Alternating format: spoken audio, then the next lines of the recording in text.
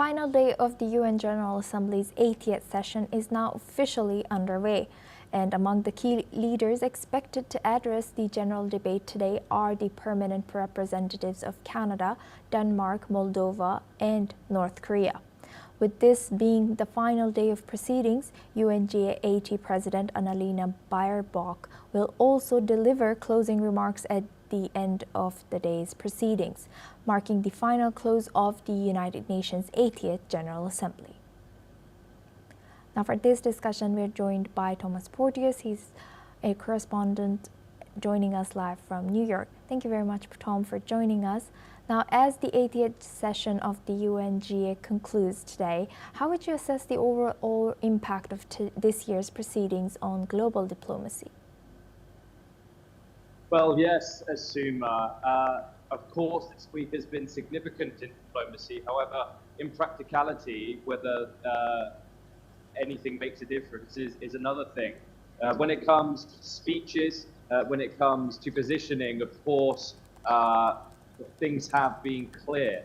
However, what has been very, very evident is that the United Nations itself needs reforming. Multiple leaders have spoken out against it, and given the backdrop of the global climate, of course, two huge ongoing conflicts have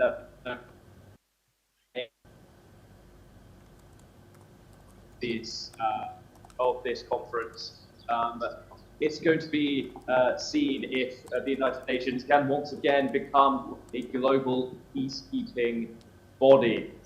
Of course, we have seen huge speeches and huge moments from across the week. That we opened the week, of course, with the recognition of a Palestinian state from many of Israel's allies, which some would say is mainly symbolic and others would say is theatrics. However, it was supported by Palestinians and slammed by supporters of the Israeli cause.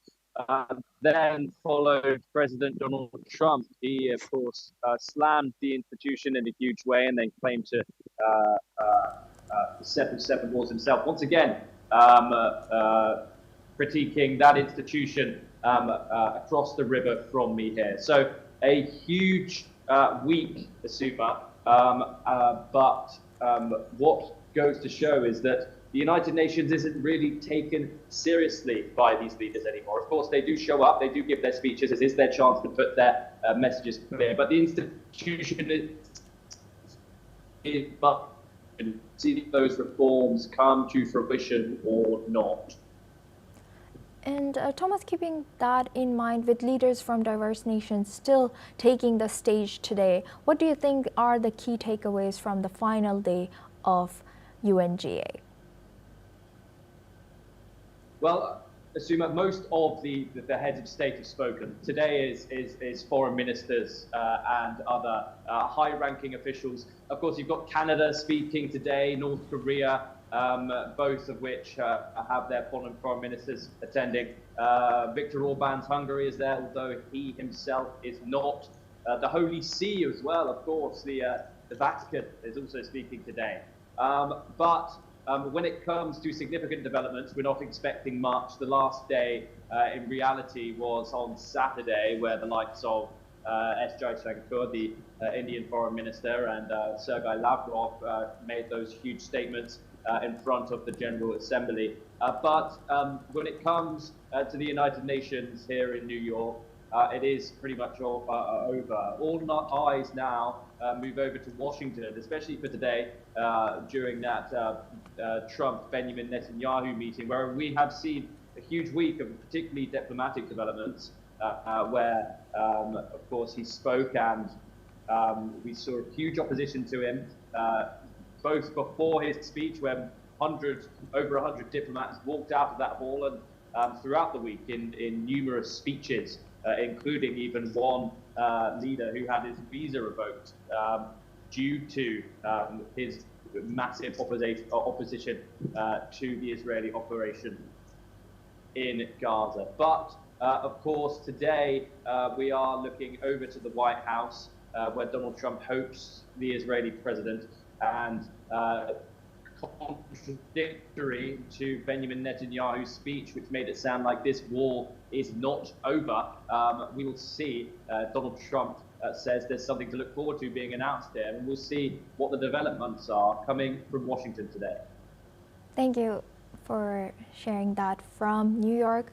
Now, we are also joined by our guest, Mark Sutherland. He's a geopolitical commentator, joins us live from London. Thank you, Mark, for joining us again. Now, I'll ask you the same as the 80th sessions of the UNGA concludes today. How would you assess the overall impact of this year's proceedings? Good to join you again. This was good to see Thomas reporting from New York.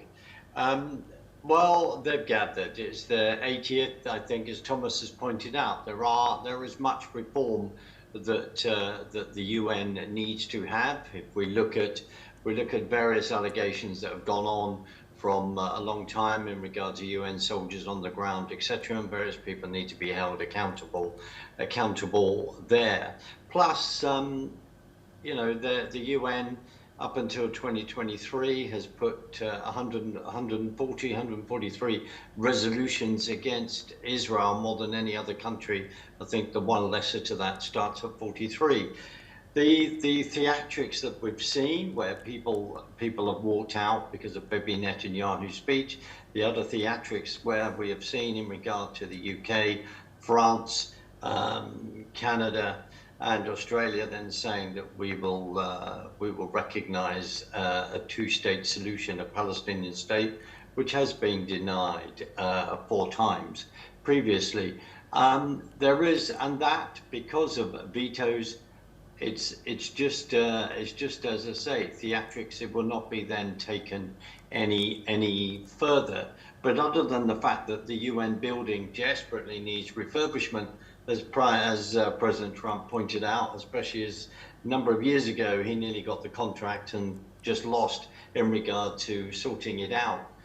The thing is, it is perceived as the world stage for various leaders from around the world to come and make the comments, come and grandstand. If we look at some of these people, you know, various dictators as well, and we need to look at how some of their countries are run. So on the one hand, it gives us an interesting opportunity to look at various leaders, how they view the world, how the perception that we can gain by what they're saying with how they're actually running their countries, Asuma. Right, and with that in mind, this year it's the first time the 80th leader of UN will be women. So do you think that after 80 years of United Nations, we're finally seeing a woman leading this organization? Don't you think this is a little late for such a big organization that's supposed to be an example for the world to take 80 years to make a woman a leader?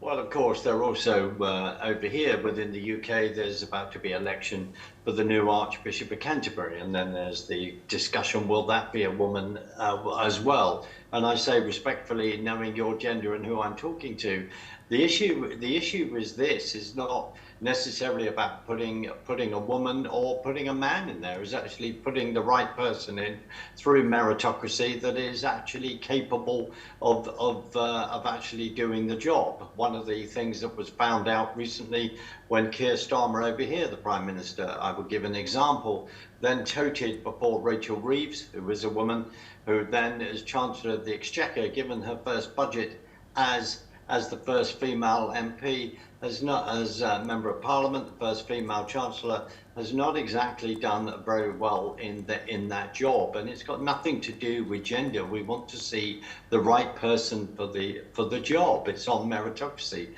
Can the person actually do it?